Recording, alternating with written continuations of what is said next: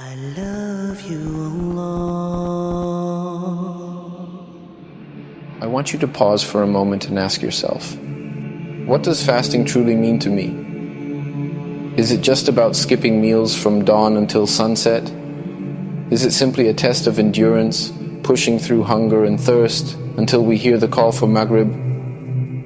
Or is there something much greater that we should be striving for? The reality is that fasting is not just about the body. It is about the soul. It is not just about what we stay away from, but what we develop within ourselves. Our Prophet ﷺ teaches us that true fasting goes beyond food and drink. There are three things that we must also give up for our fasting to be complete. The first thing we must leave is false speech. This includes lying, backbiting, gossiping, and using foul language. A person may go an entire day without eating or drinking, but if they lie, if they engage in slander, if they hurt others with their words, then their fast is incomplete. Our Prophet ﷺ said, "Whoever does not give up false speech and acting upon it, Allah has no need for him to leave his food and drink." This means fasting is not just for the stomach, it is for the tongue. A true fast is one where we guard our words, speak only what is good, and avoid harming others with our speech. The second thing we must stay away from is evil deeds. Fasting is not just about what we don't consume, it's about what we don't do. Our eyes must fast from looking at haram. Our hands must fast from harming others. Our feet must fast from walking towards sinful places.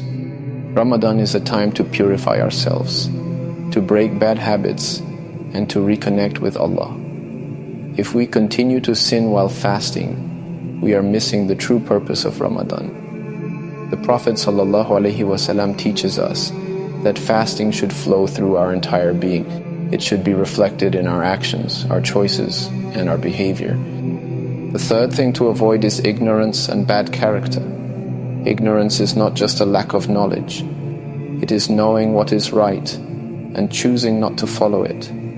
It is knowing that prayer is obligatory, but delaying it. It is knowing that anger is destructive, but allowing it to control us. Our beloved Prophet ﷺ also warned us against foolishness and arrogance.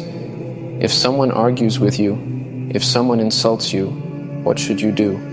The Prophet ﷺ said, "If someone insults you or tries to fight with you, say twice, 'I am fasting, I am fasting.'" This means we must control our temper, hold back our anger, and walk away from conflict.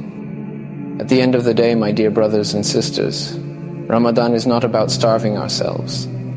Allah does not want to make us suffer. He wants to elevate us. He wants us to develop taqwa, the consciousness of Allah. Allah clearly states in the Quran, "O you who believe, fasting has been prescribed for you as it was prescribed for those before you, so that you may attain taqwa." Taqwa is what protects us.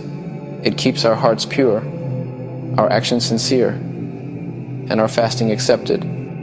So as we fast this Ramadan, let us remember, the true fast is not just about avoiding food and drink. It is about protecting our speech, our actions, and our hearts. May Allah grant us the ability to fast in the way that pleases Him.